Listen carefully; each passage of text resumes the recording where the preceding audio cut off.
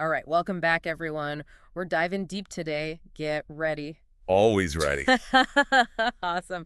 So today, chapter 8, right? That's right. Chapter 8 of Texto Colado. This one is all about like squeezing every last drop, right? Yeah.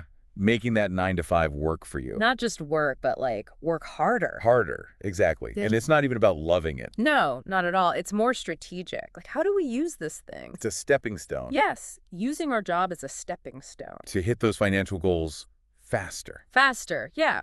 And they break it down, right? Short term, long term, the whole deal. Yep, super practical. But I gotta say, those short-term wins, those are what grab me first. Oh, for sure. Instant gratification in a little bit. Totally. And maximizing benefits, I mean, come on. Free money sometimes. Yeah, it's easy to overlook some of that stuff. It is. Like, you think health insurance? Done. Right. Right, but this book digs deeper. Like HSAs. Oh, yeah, HSAs. Most people just think healthcare. But it's so much more than that, isn't it? Way more. It's long-term thinking. Okay, explain that. How's it long-term? So you're contributing pre-tax. Yeah. Lowers your income now. Okay, yeah, that makes sense. But here's the kicker. It can be invested. Oh, like a retirement account almost. Exactly. Right. Grows over time. You can even take it with you, new job, whatever. So it's like a secret weapon people aren't using. It really is. Then there's the 401k match. Okay, the match, that's straight up free money. Come on. If your company offers it, you got to max it out. It's like turning down a raise if you don't. Literally. Which, speaking of raises, This book, it's got a whole section on negotiating. which, let's be honest, freaks people out. Big time. Yeah. But one thing that stood out was remote work. Ah, yes. It's becoming a huge leverage point. Right, and studies show part-time remote workers, they're the most engaged. More engaged. So it's good for both sides, really. It's not just, pajamas all day. Although that's a poke, for sure. Uh-huh, totally. But it's about that flexibility. Autonomy, which leads to productivity, happiness, the whole package. They tell this story right. Brandon, web developer, Oh, yeah, I remember Brandon. negotiated full-time remote, travels the world, Full salary, benefits, the works. shows you what's possible when you negotiate right. It really does. Kind of blows your mind a little. Totally. And it's not just location either. Nope. Flexible hours, vacation time, you name it. Professional development even. It's knowing your worth, then asking for it. Confidence is key, for sure. Then there was Drew. True. Oh, wow. Yeah. Software sales, right.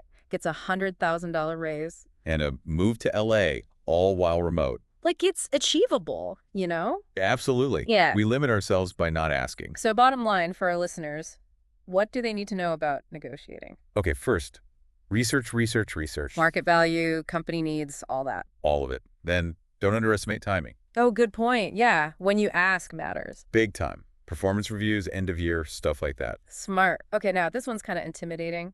Equity. Ah, yes, equity. Hmm. It can be confusing. Big time. The book mentions it for wealth building, but It's tricky. Basically, you own a piece of the company. okay, so like stock options, that kind of thing. Right. Stock options, restricted stock, varies. But the potential is huge. It's huge. But, got to be realistic. Yeah. It's tied to company performance. So if they do well, you do well. If they tank. You tank too. It's a risk, not a guarantee. And the book points out it often benefits the top more, right? Yeah, executives, early employees, they get bigger chunks. Which kind of creates a wealth gap thing. It does. But even smaller stakes can be good. If you believe in the company long term. Exactly. Yep. So do your research, understand the terms. Before you jump in, for sure. Now let's talk raises. Everyone wants a raise. Who doesn't? But the book says it's not just hard work. Nope. It's about perceived value. Ooh, that's interesting, what you bring to the table. You got to showcase those accomplishments, that impact you make. Not just clocking hours, but showing your worth. Exactly. And they have this 4-step process. Lay it on us. What's step one? Step 1, know your market value. Cold, hard data. Like, how do we figure that out? Glassdoor, LinkedIn, Indeed, those are your friends. Ah, yeah, those salary comparisons. Yep. And talk to recruiters, too. They know what's up. Oh, that's a good idea. Get the inside scoop. Okay, step 2. Step 2, company value. What are you worth to them? Yeah, good point. More than just filling a seat. Way more. Your experience, skills, the whole package. What would it cost to replace you, basically? Exactly. Step 3, the ask itself. Percentages, not dollars. Oh, that's interesting. Why percentages? They feel less concrete somehow. Yeah. 10, 15% increase. Good start. Unless you're way underpaid, then go bigger. Right. There's a story Victor got an $80,000 raise. 80,000. That's like life-changing money. Long-term, absolutely. Okay, final step, timing. Ah, yes, when you ask. Makes a difference, huh? Huge. Performance reviews, fiscal year-end. Those key moments. Any other insider tips on timing? Oh yeah, Friday mornings, before noon. What? Really? Why that specific time? People are happy, thinking about the weekend. More likely to say yes, you're saying? Maybe. Worth a shot. So, that's short-term stuff. But the book doesn't stop there, does it? Nope, we got to think long-term too. And that's where things get really juicy. That's next-level stuff. This is Yeah. where we go from, like, tactics to strategy. Ooh, I like that. So, what's a big picture here? Long game, 5, 10, 20 years out, that's the mindset. Okay, long view. So, what do we do now to prepare for that? The book really hammers this home. Skills are your currency. Makes sense, yeah. Like more skills equals more valuable. Exactly. It's not about the job now, it's what you build. Building your toolkit? That's a good way to put it. Right. And there's one skill they highlight, kind of surprising. Hit me with it. What is it? Learning to sell. Sell. Really? Yeah. I thought this was about like finance, not sales. Right. But hear me out. We're always selling something. Okay, I guess. Like pitching ideas at work, yeah. Exactly. Job interviews, even just convincing your friend to see a movie. So it's persuasion, influence, broader than just like retail. Way broader. And Yeah, it's a high-paying skill, let's be honest. that's true. And if you're thinking side hustles, Essential. Can't run a business if you can't sell. makes sense. Yeah, we'll get to those side hustles later. Right, a whole episode's on that coming up. Can't wait. Okay, so skills we're building. What else? Long term. Networking. That's huge. They have a challenge in the book, right? One new person per week. Lunch, coffee, whatever. 50 new connections in a year. My caffeine budget is scared. Uh-huh. Right. But it's about relationships, not just contacts. Okay, so quality over quantity. Both, ideally. Hmm. But genuine connection is key. Because you never know what'll come from it. Right. New job, collaboration, mentor. Who knows? Sometimes those connections come out of nowhere, too. Oh, tell me about it. I've got a story about that. No way, me too. I used to be terrified of networking. Really? You always seem so outgoing on the show. Oh, that's the magic of editing. No, seriously, I'm kind of introverted. Interesting. So how'd you get past that fear? I knew I had to for my career. Made myself go to events. One a month, plus reaching out to people weekly.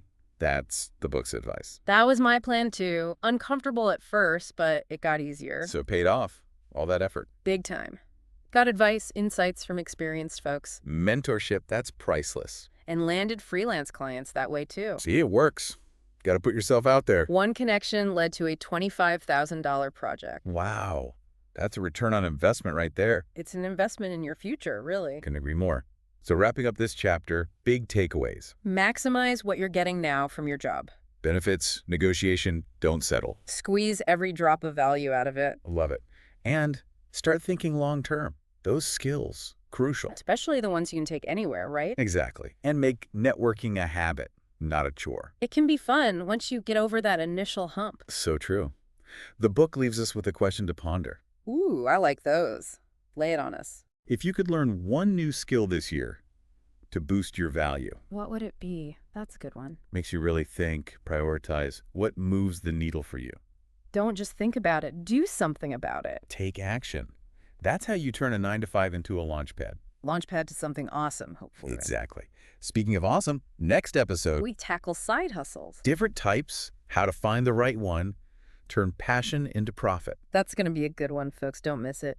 You know, one thing that really stuck with me from this whole chapter, it's this idea of like constantly checking our worth. Our value, yeah, both in the market and within our company. Yeah, like are we undervaluing ourselves? It's easy to forget about that stuff. Totally.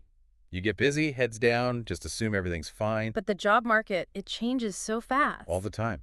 And your skills grow, experience, you're not stagnant. Right. It's like we set it and forget it, but this is our career. Exactly. You wouldn't do that with investments. Right. Mm. Got to check your portfolio.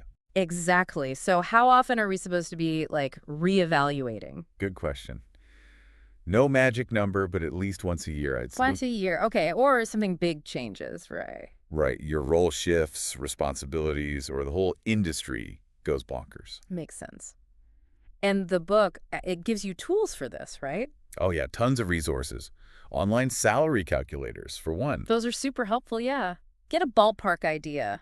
Then check those job sites, Glassdoor, LinkedIn, see what similar roles are paying. Ah, yeah, compare yourself to the market, basically. Exactly. And don't forget, talk to recruiters. Oh, right, they have the inside scoop, don't they? You do. They know what companies are willing to pay, what skills are hot. Smart. And hey, even talk to people in your network, right? Absolutely. If they're in similar fields, their perspective is gold. So it's like online research, talking to people, and some honest self-reflection. It's a combo platter, but it puts you in the driver's seat. That's what I love about this chapter, that feeling of control. Empowerment.